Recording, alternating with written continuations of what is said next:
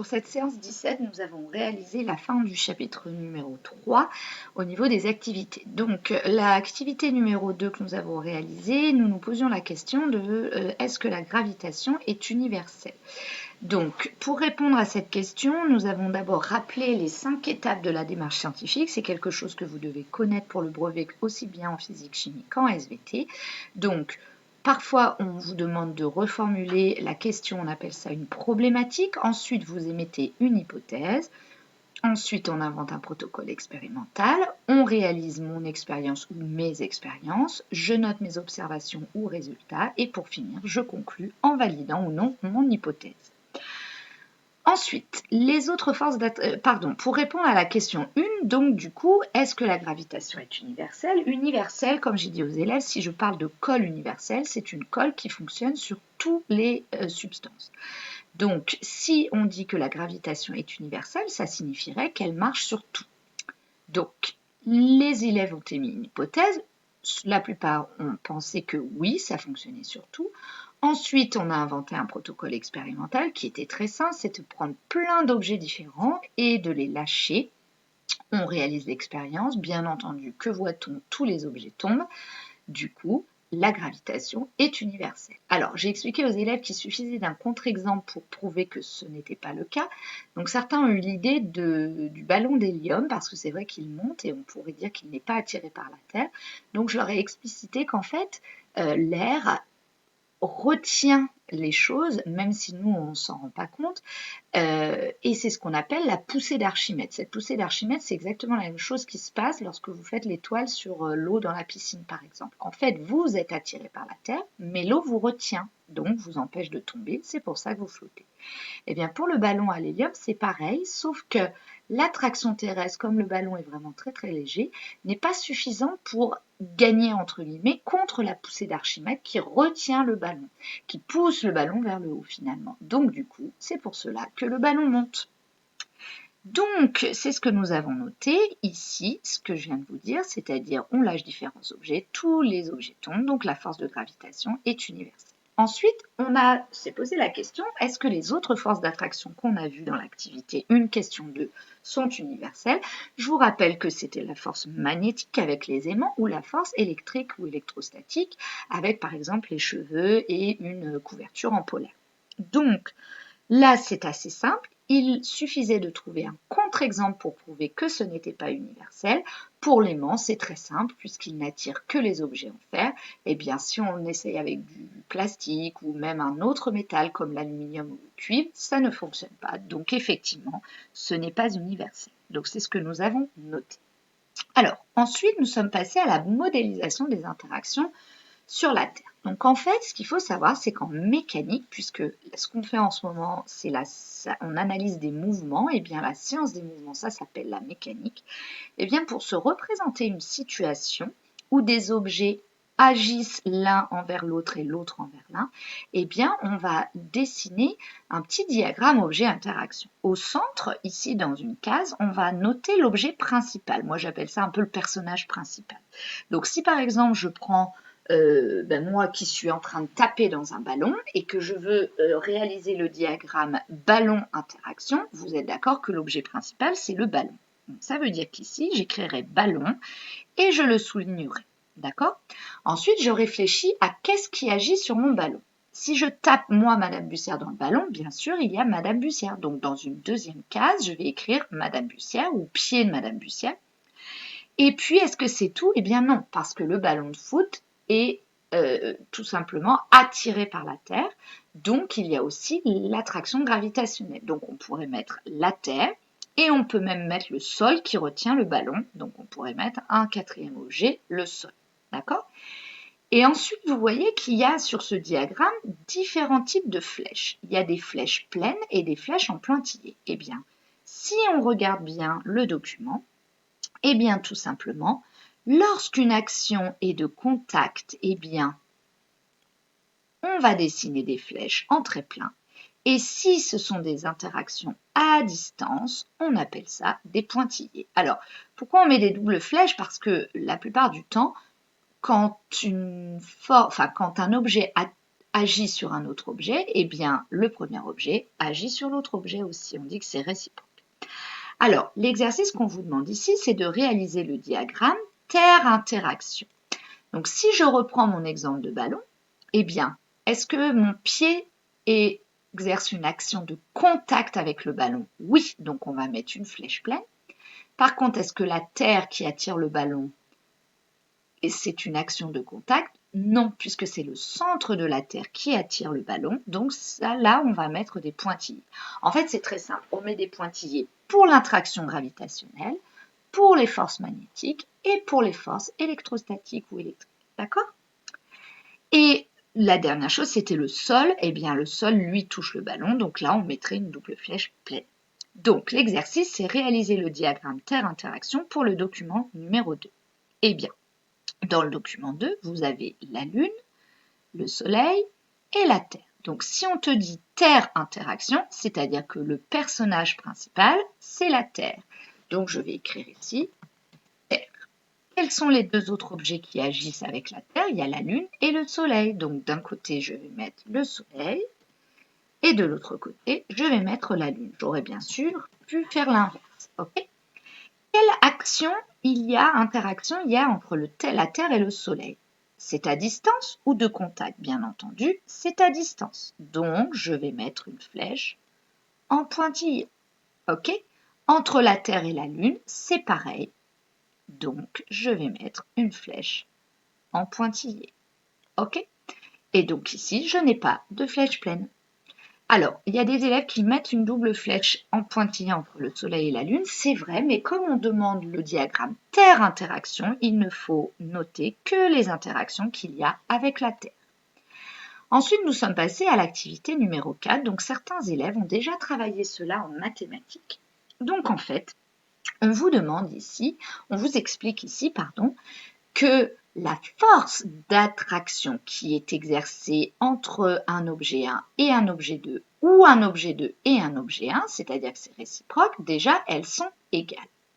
Et elles sont égales à une formule qui est très très très compliquée, enfin pas très compliquée mais quand même, et qu'on a essayé d'expliciter. Donc déjà ici c'est G.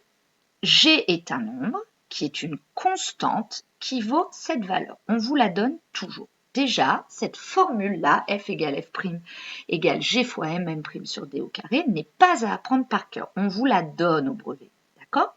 Ensuite, on vous dit que f et f' sont des forces et qu'elles s'expriment en newton. Donc ça, c'est une nouvelle unité qu'il va falloir connaître. Ça vient de Monsieur Newton, donc c'est la lettre grand N.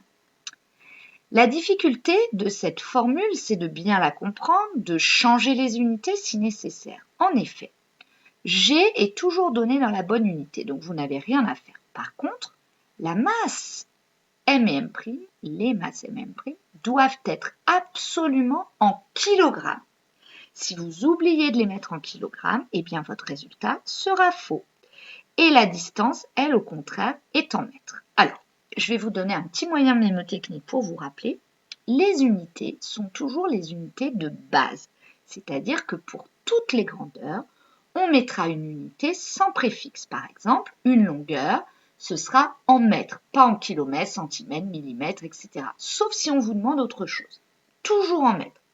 Une intensité, toujours en ampères. Une résistance, on verra plus tard, toujours en ohms, etc. Il n'y a qu'une exception, c'est la masse, qui, elle, est en kilogrammes. Donc moi, ce que je vous conseille, mon petit moyen mnémotechnique, c'est de me rappeler que toujours les unités, il n'y a pas de préfixe, mais juste de vous rappeler qu'il y en a une où il y a un préfixe. Et pour celle-ci, dans votre tête, vous imaginez que vous allez chez le médecin et quand il vous mesure, quand il prend les mesures sur vous, vous êtes d'accord qu'un médecin mesure deux choses, votre masse et votre taille. Eh bien, réfléchissez. Le médecin vous mesure votre taille en mètres, donc l'unité de la distance, de la longueur, de la hauteur, tout ça, ce sera en mètres. Mais par contre, votre masse, toujours en kilogrammes. Eh bien, en physique, c'est comme chez le médecin. Toujours toutes les unités de base, sauf une, le kilogramme. Voilà. Alors, essayons de mieux comprendre ce petit schéma. Qu'est-ce qui se passe? Eh bien, vous êtes d'accord que l'objet 1 attire l'objet 2 vers lui. Donc, si on regarde bien les petites flèches, et je trouve qu'on n'aurait pas dû mettre ces couleurs de flèches d'ailleurs, eh bien, qu'est-ce qu'on peut dire, cette flèche? Hop là. Eh bien, tout simplement, aucun remplissage, excusez-moi. Hop là. Donc, cette force-là, la bleue, vous voyez bien qu'elle se dirige vers l'objet 2. Or, ce sont des forces d'attraction. Eh bien, pour que la force aille vers l'objet 2, vous êtes d'accord que c'est en fait l'objet 2 qui tire vers lui, qui attire vers lui l'objet 1. Donc, la force qui est dessinée en bleu, c'est tout simplement la force exercée par l'objet 2 sur l'objet 1. D'accord? Donc, force 2 sur 1. OK? Tout simplement, pour le savoir, j'ai juste regardé, voilà, la direction. C'est-à-dire qu'on voit bien que la flèche va vers l'objet 2, donc c'est bien l'objet 2 qui attire l'objet 1. Donc, ceux qui sont à la maison, vous pouvez bien sûr ajouter ça sur votre feuille. Voilà.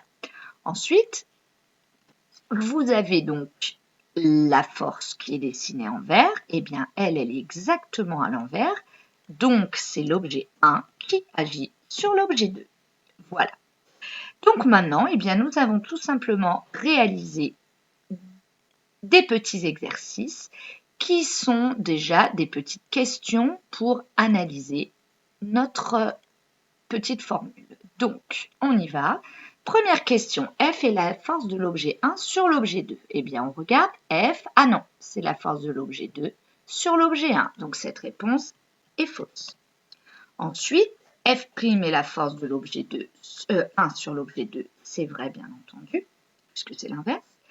M est la masse de l'objet 1. Eh bien oui, M, c'est bien la masse de l'objet 1. Donc, ça, c'est vrai. Ensuite, M est la masse de l'objet 2. Bah non, elle s'appelle M', donc faux. Ensuite, M' s'exprime en grammes. Ah non, quand je vais chez le médecin, c'est en kilogrammes, donc c'est faux. Une force s'exprime en kilogrammes. Non, elle s'exprime en newton. La distance s'exprime en kilomètres. Je vais chez le médecin. Ah non, c'est en mètres, donc faux. Et pour finir, on vous dit que F s'exprime en newton. Bien entendu, c'est vrai. Nous sommes ensuite passés à des exercices d'application de la grosse formule. Donc, on y va.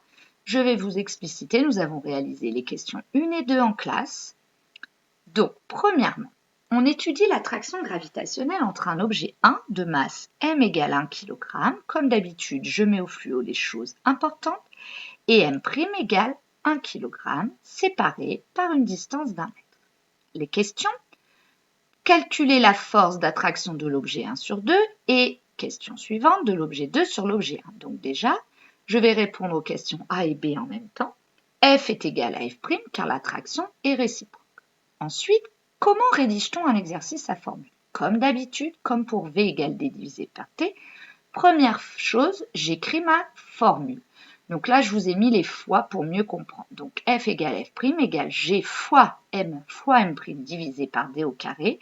N'oubliez pas, vous pouvez vous le mettre au fluo, le carré, d'accord? Ici, ce n'est pas important, mais dans d'autres exercices, ce sera important. Donc, sur le côté, on note, on a G égale 6,67 fois 10 puissance moins 11. Je vous rappelle que cette valeur est donnée dans l'énoncé ici. Et puis ensuite, j'ai recopié les données. Donc 1 kg pour M, 1 kg pour M' et 1 mètre pour la distance. Avant toute chose, je vérifie ici que j'ai les bonnes unités. G est toujours dans la bonne unité. Pour M et M', vous vous rappelez mon petit moyen mnémotechnique, je vais chez le médecin. Ah oui, 1 kg. Donc, c'est bon, puisqu'on me mesure en kilogrammes chez le médecin, donc l'unité est la bonne. Et on me mesure en mètres ma taille, donc l'unité est aussi bonne. Donc, je n'ai aucun changement d'unité à faire pour ce calcul. Je remplace donc G par sa valeur, donc c'est pour ça qu'ici j'ai écrit 6,67 fois 10 puissance moins 11, fois 1 pour M, 1 pour M', 1 au carré, puisque la distance est égale à 1 mètre. Là, bien entendu, j'effectue ce calcul de tête. 6,67 fois 10 puissance moins 11 fois 1 divisé par 1 au carré, ça fait 1. Donc on obtient 6,67 fois 10 puissance moins 11 newtons.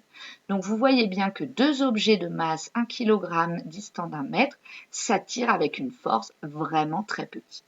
Alors pour les autres questions, je vais faire ça dans une capsule suivante. Bon courage!